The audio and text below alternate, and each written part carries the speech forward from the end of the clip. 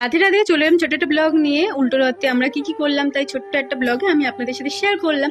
তো দেখতে পাচ্ছেন আমাদের বাড়িতে ছোট ছোট দুটো অতিথি এসেছে। তো তারপরে আমি এদিকে পায়েস আর খিচুড়ির জন্য বসিয়ে দিয়েছিলাম।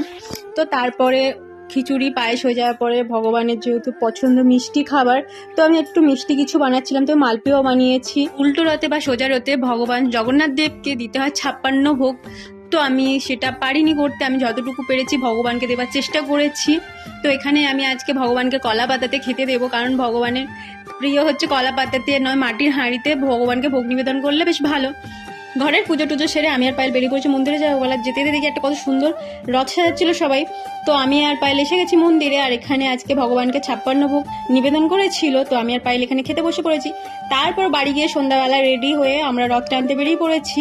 আর আবার একটা বছর পরে ওয়েট করে থাকবো এই রথের জন্য। ভীষণ আমাদের এখানে রথে মজা হয়। আপনাদের রথ কেমন কাটলো কমেন্ট করে জানাবেন।